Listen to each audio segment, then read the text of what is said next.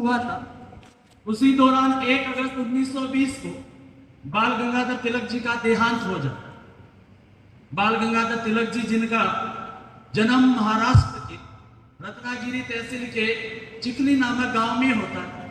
इनके पिता का नाम गंगाधर पंत था और जो पैसे से शिक्षक थे, इसलिए जो शिक्षा वाली विचारधारा या शिक्षा के प्रति जागरूकता इनके अंदर जन्म से थी। और इनकी माता श्री का नाम पार्वती देवी, जो एक आध्यात्मिक महिला होती है और इसलिए आध्यात्मिकता के गुण इन्होंने अपनी माता से ग्रहण किए थे। इनके जो बचपन का नाम केशव था और इनके जो दादाजी थे रामचंद्र पंत, उन्होंने इनको राष्ट्रवाद की कहानियां सुनाते थे। 1857 के उन महान योद्धाओं की कहानियां उन्होंने बचपन में सुनी थी, क्योंकि इनका जन्म 1857 की क्रांति के समय ही हुआ, 1856 में। इसलिए इनके दादाजी ने इनमें राष्ट्रवादी विचारधारा का कह सकते प्रवाह किया और इसी से प्रेरित थे। अब यदि हमने बात करें इनके शिक्षा दीक्षा की, तो इनकी शिक्षा दीक्षा पूना के क्षेत्र में होती, तो मूलतः पूना में उच्च शिक्षा इन्होंने गणित में हासिल की थी। इसके अलावा ये वकालत की पढ़ाई की थी और वकालत की पढ़ाई इसलिए कि उस समय अंग्रेजी साम्राज्य के जुल्म का सामना कर सके या अंग्रेजी साम्राज्य के लिए लड़ सके। इन्होंने सबसे पहले अपना योगदान शिक्षा के क्षेत्र में दिया। इनको पता था शिक्षा वो शेरनी का दूध है जो जितना पिएगा उतना दौड़े। इसीलिए इन्होंने सबसे पहले भारतीय शिक्षा को बढ़ावा दिया, क्योंकि उस समय की जो अंग्रेजी शिक्षा थी, 1835 लॉर्ड मेकाले का नाम सुना हो, और अंग्रेजी शिक्षा जो भारतीयों को मानसिक रूप से अंग्रेज बना रही थी या मानसिक रूप से गुलाम बना रही थी, उसी के विरोध स्वरूप इनके 3 सहयोगी जिनका योगदान रहता है। सहयोगियों की यदि बात करें तो थे नारायण मल्हार जोशी, गोपाल गणेश आगरकर और विष्णु जो शास्त्री चिपलुंकर। इन 3 जो इनके सहयोगियों के माध्यम से इन्होंने 1884 में डेक्कन एजुकेशन सोसाइटी की स्थापना की, या जिसको दक्षिण समाज की कह सकते।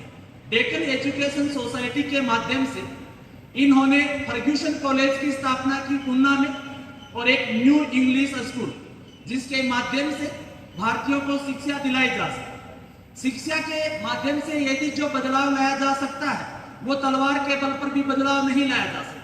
तलवार एक आतंक का रूप हो सकती है, पर शिक्षा एक विचारधारा है और वो विचारधारा से जो क्रांति आ सकती है, और विचारधारा की क्रांति के लिए इन्होंने शिक्षा को बढ़ावा दिया। दूसरा सबसे बड़ा योगदान, इनको पता था यदि हमें राष्ट्रवाद का प्रसार करना है तो हमें समाचार पत्रों में भी रुचि रखनी चाहिए या समाचार पत्र प्रकाशित करने चाहिए। इसीलिए इन्हीं का एक सहयोगी नाम आता गोपाल गणेश आगरकर।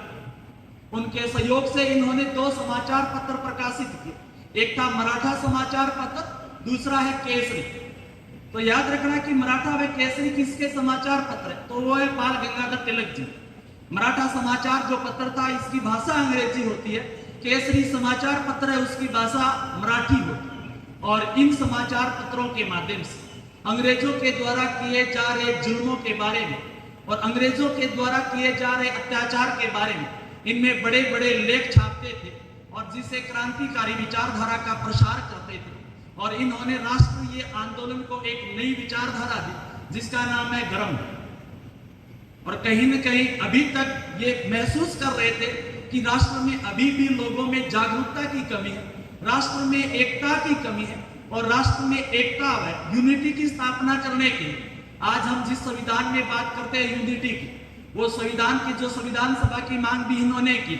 संविधान में हम बात करते हैं फंडामेंटल राइट्स की, उनकी मांग भी पहली बार यही बंदे करते। कौन? बाल गंगाधर तिलक। और इन्होंने राष्ट्र की एकता स्थापित करने के लिए, लोगों में एकता स्थापित करने के लिए इन्होंने 2 उत्सवों का सहारा लिया। सबसे पहले इन्होंने गणेश उत्सव की शुरुआत की, जो आज पूरे महाराष्ट्र में, हिंदुस्तान में गणेश चतुर्थी के रूप में बड़ी धूमधाम से मनाया जाता। इन्होंने उस समय गणेश उत्सव मनाना शुरू किया। गणेश उत्सव जहां आध्यात्मिकता का प्रतीक था, गणेश उत्सव जहां अध्यात्म का प्रतीक, धार्मिक के आधार पर लोगों को जोड़ने का प्रतीक, वहीं दूसरी तरफ इन्होंने शिवाजी उत्सव की शुरुआत की। शिवाजी उत्सव व्यवस्था का प्रतीक, शिवाजी उत्सव जो था स्वराज का प्रतीक था। और इन्होंने नारा भी दिया, स्वराज्य मेरा जन्मसिद्ध अधिकार, मैं इसे लेकर रहूंगा। और स्वराज की लड़ाई इन्होंने लगातार जारी रखी। इसी बीच कह सकते हैं कि जब ये समाचार पत्र वगैरह या इनके उत्सव वगैरह, तो इनका प्रचार प्रसार केवल महाराष्ट्र तक सीमित नहीं रहा था। महाराष्ट्र से बाहर इनकी विचारधारा फैलती है पंजाब तक, पंजाब से लेकर बंगाल तक। और बंगाल इस समय राष्ट्रवाद की भूमि थी। बंगाल कह सकते हैं कि रविंद्रनाथ टैगोर की भूमि थी। बंगाल रविंद्रनाथ टैगोर की भूमि थी। ये राजा राम मोहन राय, विवेकानंद, बिपिन चंद्र पाल की भूमि थी। तो बंगाल भारत में उस समय सबसे ज्यादा राष्ट्रवाद की भूमि कहलाती। इसीलिए बंगाल में इनके जो मान्यता प्रदान करने वाले या इनको जो मानने वाले थे या इनकी विचारधारा से ज्यादा प्रभावित हुए थे, उनका नाम है बिपिन चंद्र पाल। और पंजाब में जो इनकी विचारधारा से प्रभावित होते, उनका नाम है लाला लाजपत राय। तो ये राष्ट्रवाद की एक त्रिमूर्ति के नाम से जाने जाते, लाल पाल पाल, लाला लाजपत राय पंजाब के, बिपिन चंद्र पाल जहां बंगाल के, और ये खुद कह सकते हैं बाल गंगाधर तिलक महाराष्ट्र के। ये राष्ट्रवाद की त्रिमूर्ति जिन्होंने कह सकते हैं अंग्रेजी हुकूमत की जड़ों को हिलाकर रख दिया था। ये तो दुर्भाग्य था देश का कि अब 1920 में इनका देहांत हो गया। यदि 1925-26 तक ये होते और असहयोग आंदोलन में भाग लेते तो शायद नजारा इस देश का कुछ और हो सकता। जैसे जैसे राष्ट्रवाद की भावना का प्रसार करते, इन्होंने बाद में कह सकते हैं कि एक बार यहाँ महाराष्ट्र पूना के क्षेत्र में प्लेग बीमारी फैलती, प्लेग से लाखों लोग मर रहे। अभी थोड़े दिन पहले जिस प्रकार की महामारी हमने कोरोना को देखा, सेम वही उस समय के भारत में प्लेग था। आज हमारे पास सुख सुविधाएं कितनी है, जिसमें भी हम इतने परेशान थे तो उस समय के लोग कितने परेशान रहे होंगे। एक बार सोचना, 1897 का वो दौर, यानी 1900 से 3 साल पहले पूना में प्लेग फैल रखा है, लोग मर रहे हैं, चारों ओर हाहाकार मच रहा है। अंग्रेजी प्रशासन वो असफल है कि प्लेग पर कंट्रोल नहीं कर पा रहा। इस बीच बाल गंगाधर तिलक ने पूना के प्लेग रोगियों की सेवा करना जारी रखा। और यहाँ इस दौरान पूना में एक प्लेग कमिश्नर की नियुक्ति करते हैं अंग्रेज, और उस प्लेग कमिश्नर का नाम था रेंड, और उसका एक सहयोगी होता जिसका नाम है अयस्टन। रेंड व अयस्टन जो पूना में प्लेग रोग के दौरान इलाज करने के लिए या प्लेग रोग पर कंट्रोल पाने के लिए आए थे, परंतु जो ये जांच के बहाने घरों में घुसते और उस समय की महिलाओं के साथ अत्याचार अन्याय करते, बाल गंगाधर तिलक इस अत्याचार को देखे, बाल गंगाधर तिलक से नहीं रहा गया। इन्होंने अपनी कलम को उठाया और एक कह सकते हैं फोटो को प्रकाशित किया, पोस्टर प्रकाशित किया और एक लेख लिखा। और वो पोस्टर था जिसमें भगवान श्री कृष्ण अर्जुन को संदेश दे रहे, भगवान श्री कृष्ण अर्जुन को संदेश दे रहे कि जुल्मियों की हत्या करना पाप नहीं है और धर्म की स्थापना के लिए विधर्म का नाश हो। और इसी लेख के कारण उस समय के 3 भाई, जिनको कहते हैं चापेकर बंधु, विनायक दामोदर चापेकर और बालकृष्ण चापेकर, और एक था जिसमें नाम है वासुदेव हरि चापेकर, तीनों चापेकर बंधुओं ने पूना का प्लेग कमिश्नर जिसका नाम है रेंड और उसका सहयोगी अयस्टन, उन दोनों की हत्या कर दी और जुल्म का अंत किया, धर्म की स्थापना की। किसके कारण? वो भी बाल गंगाधर तिलक के। नॉर्मल सी बात है, यदि किसी अंग्रेज अधिकारी को मार दोगे तो फांसी थी उस टाइम, सजा है वो, इसलिए चापेकर बंधुओं को फांसी दे दी जाती। चापेकर बंधुओं की फांसी का विरोध करने वाला और कोई बाल गंगाधर जी तिलक। इन्होंने चापेकर बंधुओं की इन फांसी का विरोध किया। इसी कारण दूसरी बात, इन्होंने लेख छापा, इस कारण रेंड की हत्या हो गई। इस कारण इनको 18 महीने की जेल की सजा होती, परंतु 18 महीने की जेल की सजा से पहले ही इनका जो स्वास्थ्य खराब हो गया था, इसलिए इनको रिहा किया जाता। जब जब इनका स्वास्थ्य खराब होता तब तब ये सिंहगढ़ के क्षेत्र में जाते थे। वो सिंहगढ़ जो आपने शायद कभी सुना होगा, तानाजी मालूसरे का गढ़ सिंहगढ़, वो सिंहगढ़ जिसको कोडाना के नाम से जाने जाते, वो सिंहगढ़ जो कह सकते हैं महाराष्ट्र या छत्रपति शिवाजी की नाक रहा था, वो सिंहगढ़। और उस सिंहगढ़ की पहाड़ियों में रहते थे बाल गंगाधर तिलक। और इसी दौरान इन्होंने यहाँ पर एक ग्रंथ लिखा था जिसका नाम था आर्कटिक होम इन वेदास, और इन्होंने ये साबित किया था, यानी एज ए इतिहास पर एक रिसर्च था, और रिसर्च में इन्होंने साबित कर दिया था कि जो आर्य हैं 6000 वर्ष पूर्व के हैं, और ये साबित किया कि आर्य उत्तरी ध्रुव या आर्कटिक सागर के क्षेत्र से। उसके बाद में ये सिंहगढ़ में कितने दिन रुकने वाले थे, ये वापस मैदान में आते हैं। इनको पता था सिंहगढ़ में स्वास्थ्य लाभ लेने से कुछ नहीं होगा, माँ भारती को यदि मुक्त करवाना है तो अंग्रेजों के लिए लेखनी जारी रखनी होगी। अंग्रेजों के लिए स्वराज की लड़ाई हम लड़ते रहेंगे। अंग्रेजों के खिलाफ हम अपनी स्वतंत्रता, स्वराज व बहिष्कार के माध्यम से लड़ाइयां लड़ेंगे। और इसलिए पुनः ये लेखनी उठाते हैं, अपनी कलम उठाते हैं और लिखते हैं फिर एक लेख का शीर्षक था पुनश्चय हरिओम। और पुनश्चय हरिओम के माध्यम से लेख लिखा और उसके बाद कह सकते हैं स्वराज की लड़ाई को और तेज किया, राष्ट्रवाद की लड़ाई को और तेज किया। और इस स्वराज व राष्ट्रवाद की लड़ाई से अंग्रेज काफी चिंतित हुए और अंग्रेजों ने फिर भारतीयों के साथ एक घात किया, जिसको हम कह सकते हैं बंगाल विभाजन 1905। बंगाल विभाजन 1905 लॉर्ड कर्जन के द्वारा किया गया।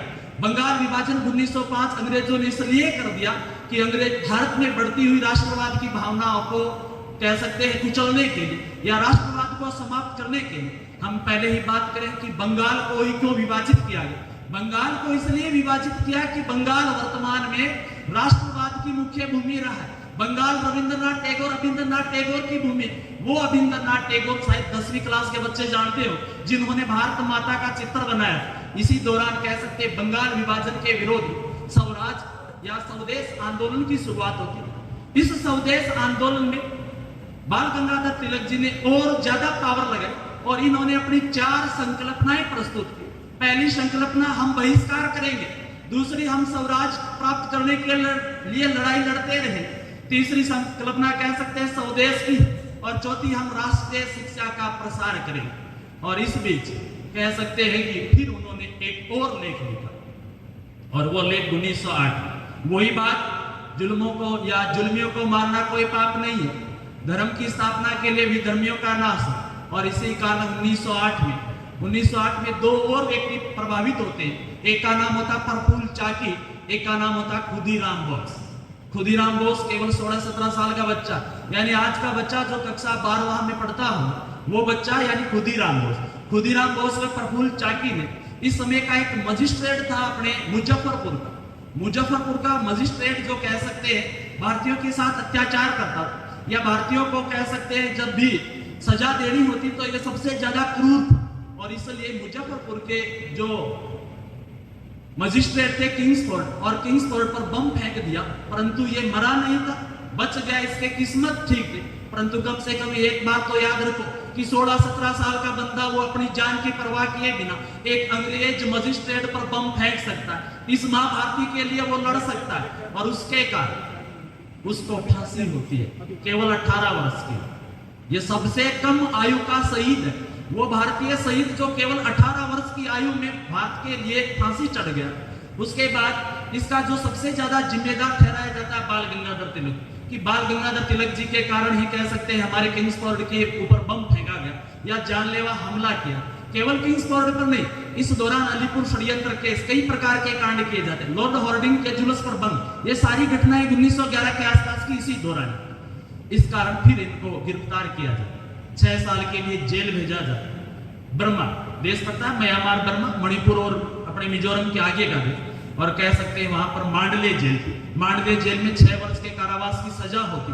वो मांडले जेल जिसमें कह सकते इतनी भीषण गर्मी थी उस क्षेत्र में, जहां के पक्षी व पेड़ भी झुलस रहे थे, और इन्होंने उस भीषण गर्मी का भी सामना किया। और यहाँ पर इन्होंने एक बात लिखी, कह सकते इन्होंने कर्म का सिद्धांत दिया, कर्म की प्रधानता बताई, और गीता रहस्य नामक एक ग्रंथ इस जेल में लिखा।